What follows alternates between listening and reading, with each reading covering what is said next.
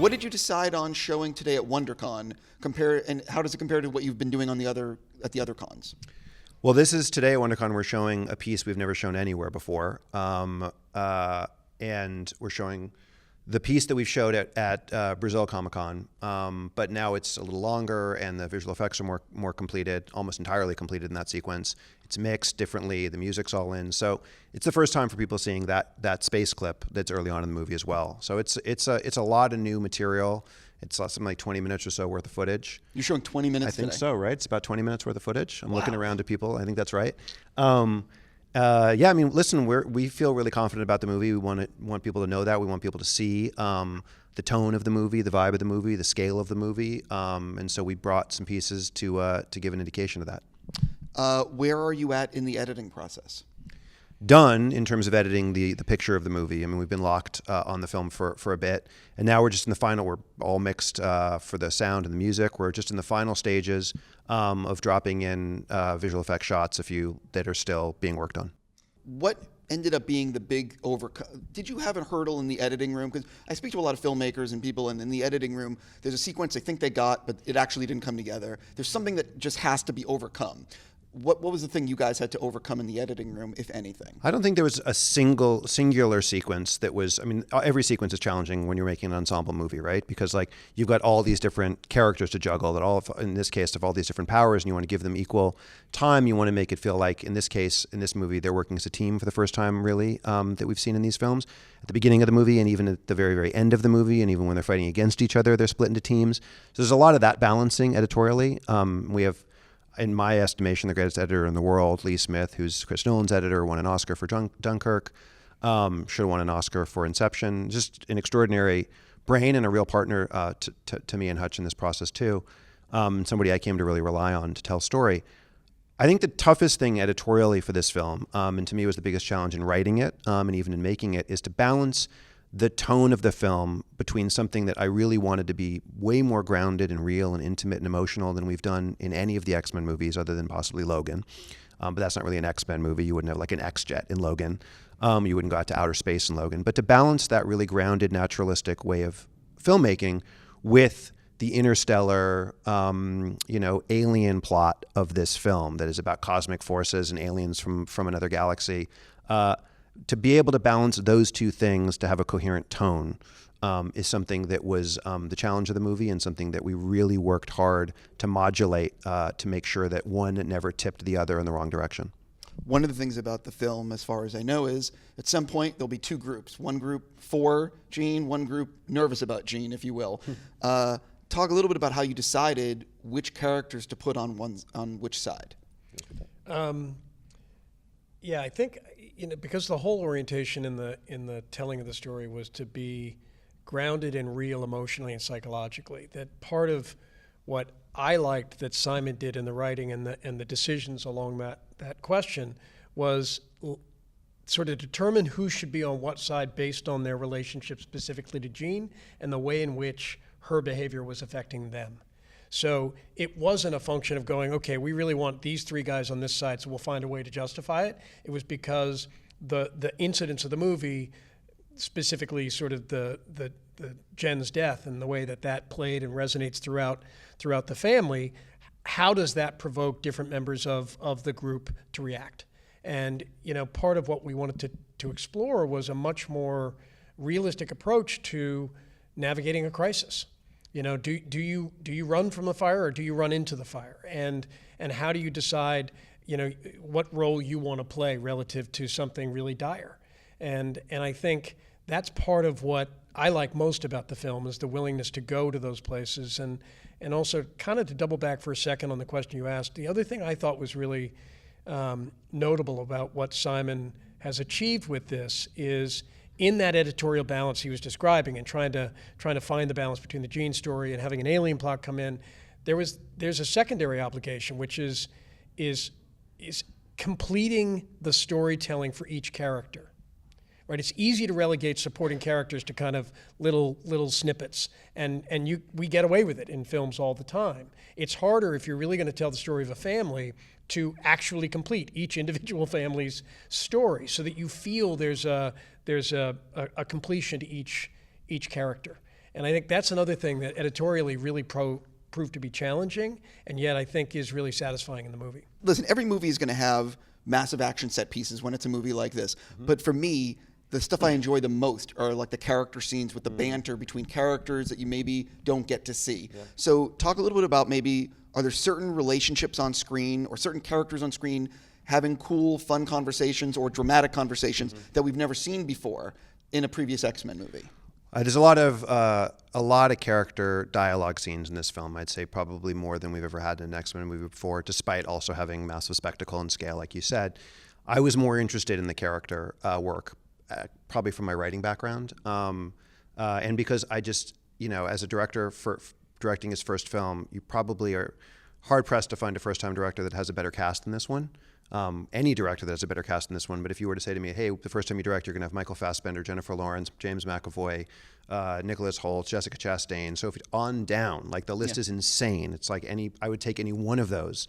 I really wanted to showcase their acting ability. I wanted to actually see them as performers and not just as stunt performers, though there is plenty of that. So for me, the dialogue and drama scenes that are the most interesting are the ones where you don't expect the dynamic of the scene, meaning there's a scene between Charles and Hank where Hank really goes at Charles about, sort of what Charles's ego has done to the X-Men.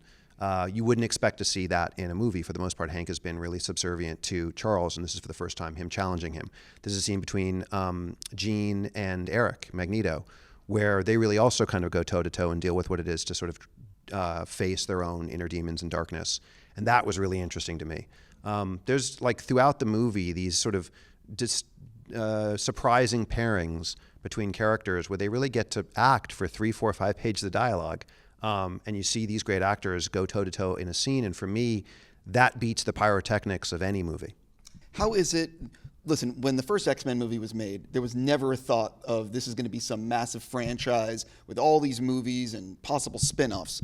How is it in making a movie like this where you're sort of thinking about all these other movies that have come before, like the you know what I mean, and trying to figure out continuity, and how much are you sort of like, fuck it, we're just going to make a good movie?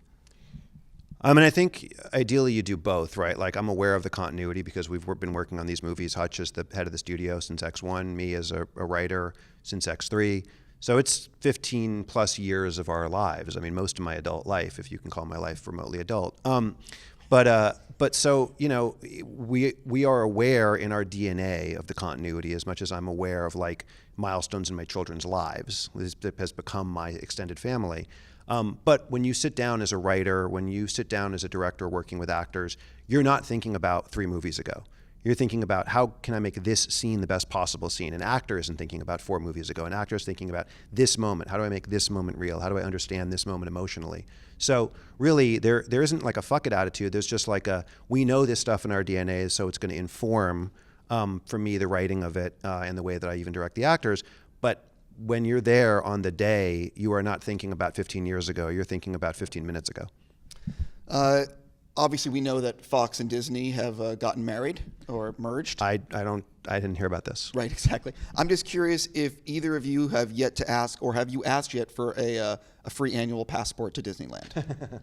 I haven't, but it did occur to me this morning as I was driving down here that it was probably time I came back to Disneyland, courtesy of the new mothership. This is not a plug because of the Disney-Fox merger, but I actually go to Disneyland probably like every other month. This is part of what I meant by not really having an adult life. I love Disneyland. I'll go with my kids. I'll go with my friends. I have yet to go alone because that seems creepy. But I love Disneyland. I go a ton, and they've been very generous to me in the past, even before the Fox merger, because I've done movies over there with not a free annual pass, but helping me jump the lines. I was going to say the greatest thing that I've ever done is I did the Zootopia junket in Florida, and they gave us a fast pass that had 10 on it. And we went and jumped lines like you can't believe, and I will forever be grateful. It was amazing. Yes. Right, I can see by that smile, he has also experienced that. It is. For the both of you, is there a favorite ride at Disneyland? I literally, as you were thinking, I'm going to give Hutch a second to think about this because I don't have to take a second to think about this. As you were saying that about Zootopia, what I was thinking is, when I say jump lines, my greatest, fondest memory of taking advantage of the generosity of Disney was going on Space Mountain 5 times in a row without having to get off. Like Space Mountain, as from childhood to, like I say, sort of adulthood, has always been my favorite ride. I love that they brought Star Wars into it, but even before Star Wars, Space Mountain was it for me. So I would literally just go on that all day if I could, and I've tested that before. That's awesome. See, I don't have to think about it either for reasons that might surprise you, which is I actually have not been to Disneyland. Wait, what? Ever? Ever. Wow. So I'm literally flabbergasted because you live in Southern California. You live in the world. Like, how do you live in the world and you've never been to Disneyland? Forget Southern By California. the way, I've also discovered something that you two didn't know about each other. True, and there's not much of that either. I'm honestly floored right now. Like, I honestly feel like I don't know you. But go ahead. By the way, I figured out who you're bringing to Disneyland in the not so distant future. For sure. I'm like, It'll blow his mind. But I'm going to make you wait in lines because that's the authentic experience at Disneyland. I really can't believe it. By the way, It's true. So shocked we are. Right, I'm stunned. So I definitely have to ask you guys though, and I'm sure you've been asked this already today, but I'm curious is there any update on New Mutants? Because a lot of us are wondering if it's going to go to Disney Plus, if it's going to get released in theaters, is it still going to do reshoots? All of us are curious. I don't have any updates to give, and on how the Disney-Fox merger will impact the movies that we already have made, movies that we're in the midst of, developing, movies that we were close to getting made. I don't know the answer yet. Is the honest truth. But I think we'll know in the very near future. So I know someone who hypothetically saw a test screening of New Mutants, and they really liked it. Mm-hmm. They just said it wasn't scary the way the studio wanted to make it, quote unquote, scary. But he said it was like really good. He really enjoyed it. So my question is, do you feel like if you don't do any reshoots that you have a movie that can stand up for itself? Yeah, I'm really proud of what Josh Boone did on that movie, and there's a lot of it's a really powerful film. So the fate of that film we'll find out, but it's a movie that we all put a lot of passion and time into, and is a very different kind of movie. And I think that's the fun of making these films is. And Hutch experienced this more than I did, though we were both producers on Logan. He was really the primary producer on that film. Part of the fun of making these movies, I did it with Deadpool as well, is exploring different tonalities. Like Logan was a Western. Deadpool was, an R-rated comedy. New Mutants is a horror film. This film that we just made to me is sort of a psychological thriller, even though it's got all these other elements. So every time we make one of these films, we try to explore a different genre, and I think it's really cool and fresh that New Mutants is, I think, really the first time in a comic book movie, certainly a comic book superhero movie, that it is embracing the horror genre. I really want to see it so bad, especially the worst part is knowing that there's a completed movie there. You know somebody. Listen, he doesn't give me, and by the way, we know each other. I don't get anything, literally nothing. That is outrageous. That is not true and outrageous. I feel terrible right now. I'm going to make sure Disney does not give you any more passes to Disneyland. They give me, actually, that's true. They don't give me anything for Disneyland. Separate department. That was me. Right, exactly. So what's going on? You talked about doing 355. Mm-hmm. What's going on with that?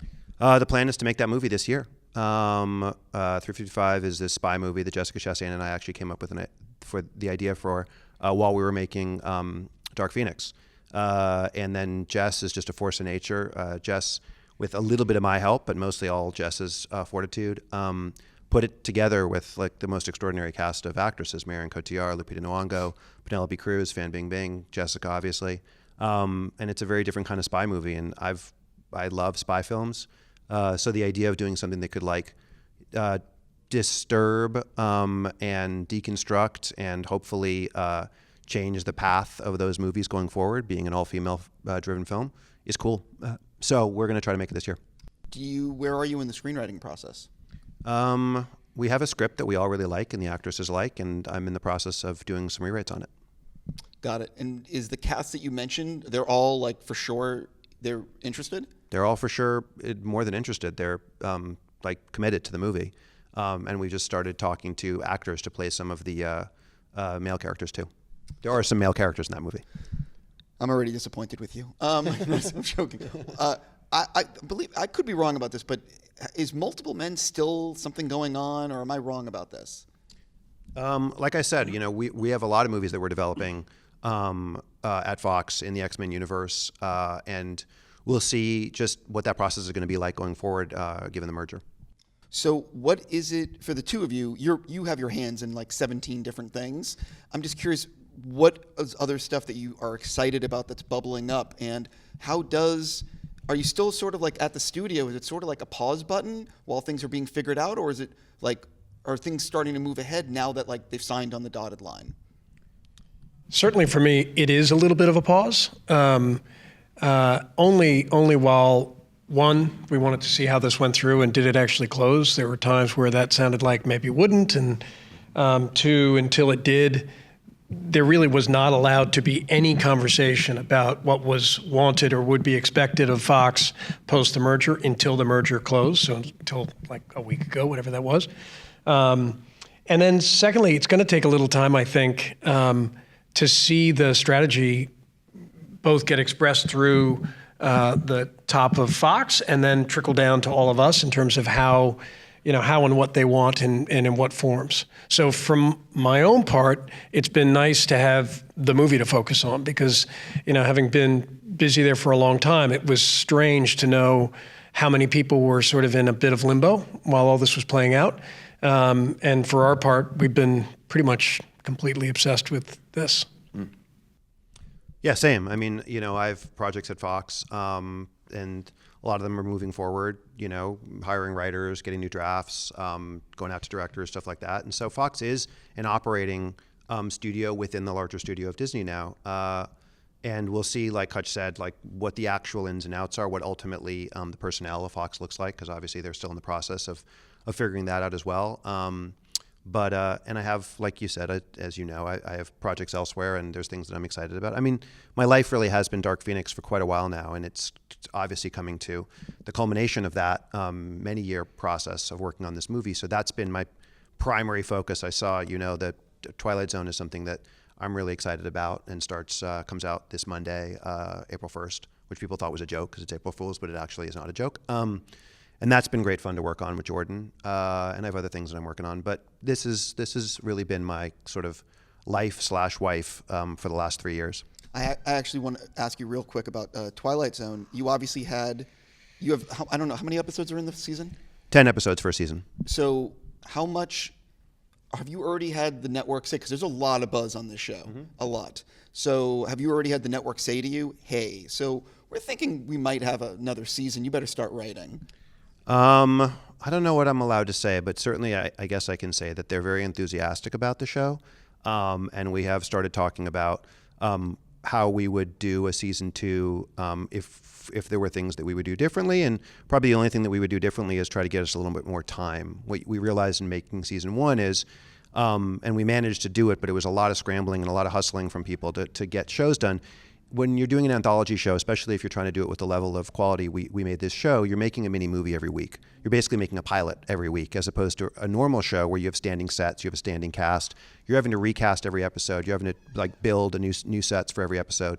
That's a lot, and so having more prep time is helpful. But the studios, networks, really happy. We're really happy with it. We had a lot of fun making it. We've had a lot of actors. We had a lot of actors in first season raise their hands and say they wanted to be in it. A lot of them ended up in it. Some of them didn't. So we'll have them for a potential second season. And there's a lot more actors seeing the sort of vibe and the buzz around the show that have raised their hands and want to be in a season 2. Yeah, I cannot wait to see it. Thanks, man. I got to stop with you guys and just say that anytime you want to show me the movie, I'm ready. Anytime. Cool. Just let me know. And we will. We'll show it to you before it comes out. And have a great panel. Thanks, man. Seriously.